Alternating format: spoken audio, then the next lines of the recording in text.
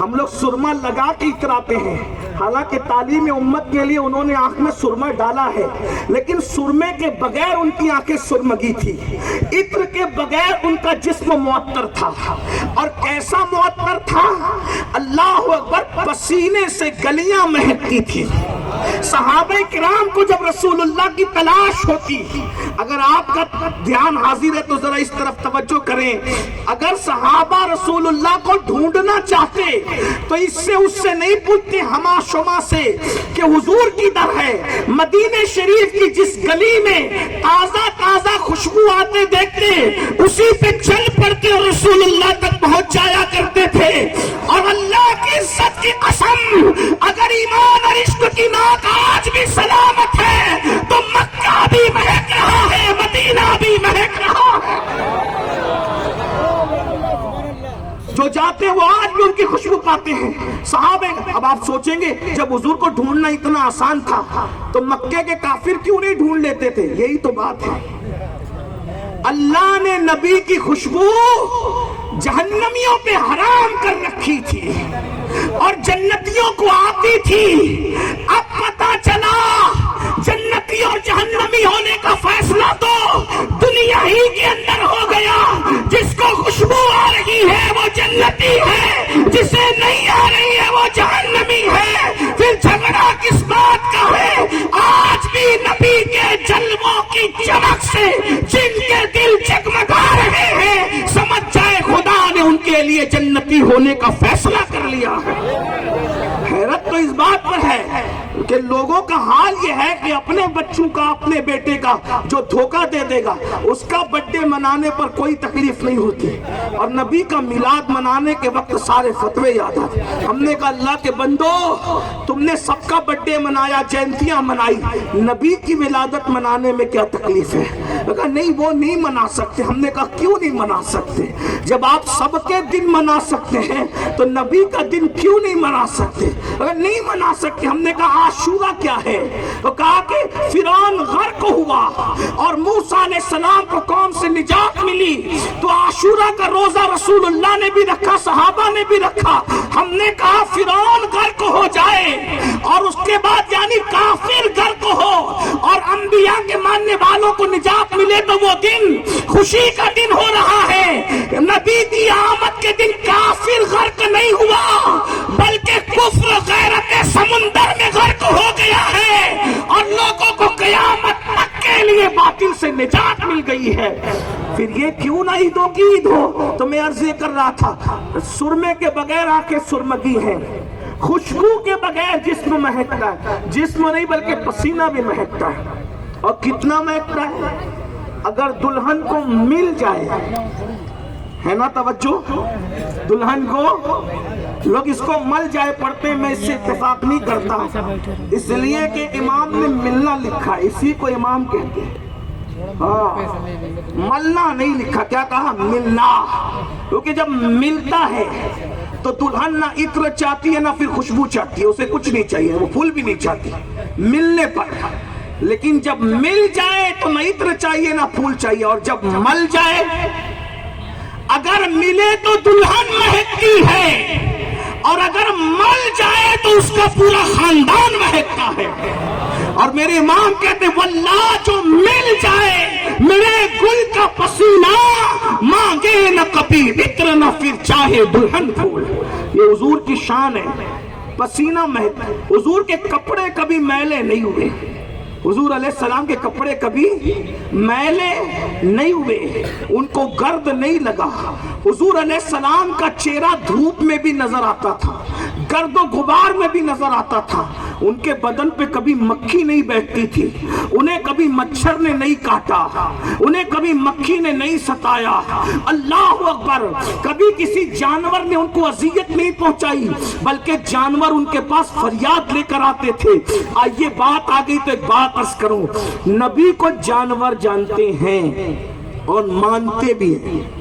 جو نبی کو نہ جانے نہ مانے وہ کون ہے میں نہیں کہتا، پونا کی علمی اور ادبی زمین پر، لیکن فیصلہ عقل والوں پہ چھوڑتا ہوں۔ مدینہ منورہ میں ایک اونٹ تھا، وہ پاگل ہو گیا، اونٹ پاگل پگلا گیا، اونٹ پاگل ہوا، اونٹ अब वो ऊंट, जब ऊंट अगर पागल ना भी हो तो फिर ऊंट तो ऊंट ही है।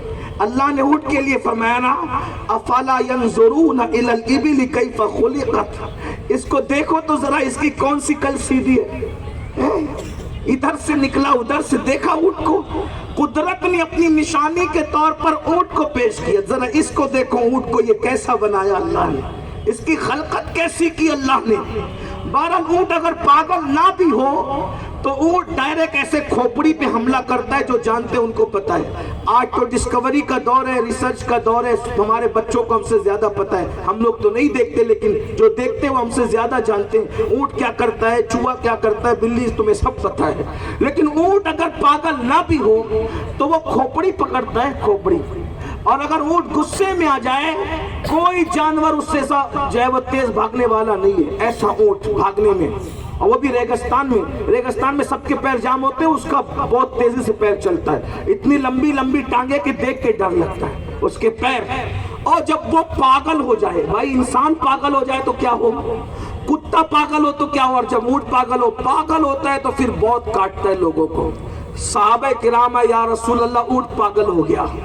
सरकार ने फरमाया चलो, आका ने क्या फरमाया, चलो किसके पास, ऊंट के पास। कहा हुजूर ऊंट पागल हो गया है। कहा हाँ तो इसीलिए तो चलो।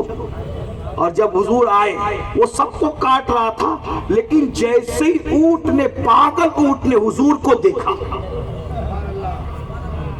वो हुजूर के करीब आया। लोग घबराए, ये ऊंट हुजूर के करीब आ रहा है। हुजूर नहीं घबराए, हुजूर जानते हैं कि सारे जानवरों को भी पता है कि आमिना के लाल की शान क्या है।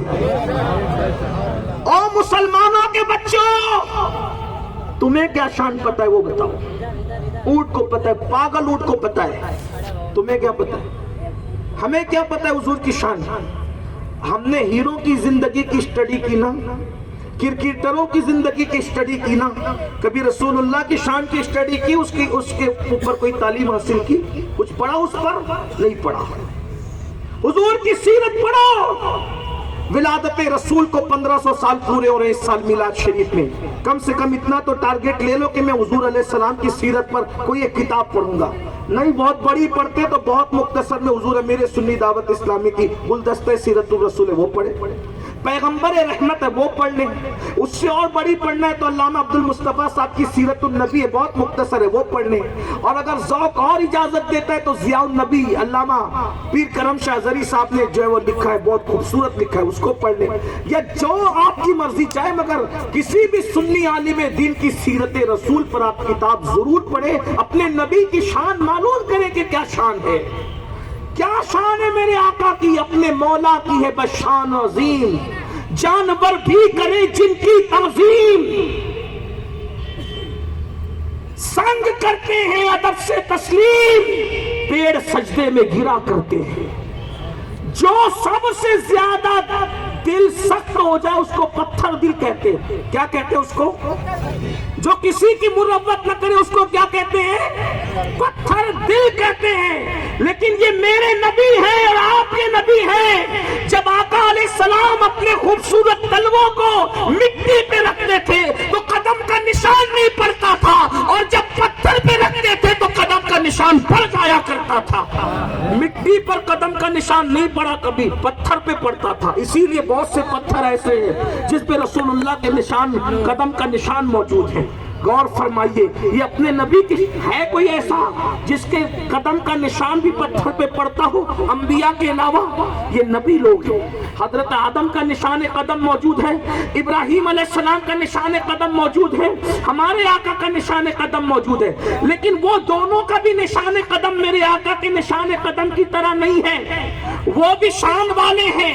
हजरत मूसा जहां कदम रख दे वो मकाम तजल्ला हो जाए, जहां इब्राहीम कदम रखे वो मकाम मुसल्ला हो जाए, और जहां मेरा नबी कदम रख दे वो अर्श मुअल्ला हो जाए। कदम भी तो अलग है, कदम भी तो अलग है। अपना नबी फिर अपना नबी है। मोहम्मद हमारे, मोहम्मद हमारे, वो कदम रखते हैं तो तजल्ला, वो कदम रखते हैं तो मुसल्ला, और ये कदम रखे तो अर्श मुअल्ला। कदम इब्राहीम जहां है اتنی ہی جگہ مصلی ہے، وَاتَّخِذُوا مِن مَقَامِ إِبْرَاهِيمَ مُصَلًّى. قدم ابراہیم علیہ السلام جہاں ہے، توجہ ہے، وَاتَّخِذُوا مِن مَقَامِ إِبْرَاهِيمَ مُصَلًّى. جہاں قدم ابراہیم ہے وہی مصلی ہے، اتنی ہی جگہ میں قدم ابراہیم جہاں ہے وہ چند گز جگہ مصلی بنتی ہے، اور جب میرے نبی قدم رکھ دیتے ہیں تو پوری روئے زمین کو مسجد بنا دیا جاتا ہے. غور تو فرمائے نا، دیکھ رہے یہ قدم ہیں ان کے، اور ان کے قدم کو کیا کہیے، ان کے قدم کو کیا کہیے. ان کے قدموں پر جبریل کا سر ہے جو ملائکہ کا سردار ہے، سید الملائکہ. اللہ نے بھی شب معراج کیا بتا دیا لوگوں کو، کاش کہ سمجھ آتی. ہم کہتے کم سے کم عرش کے پرے جانا عقل میں نہیں آتا، یہ تو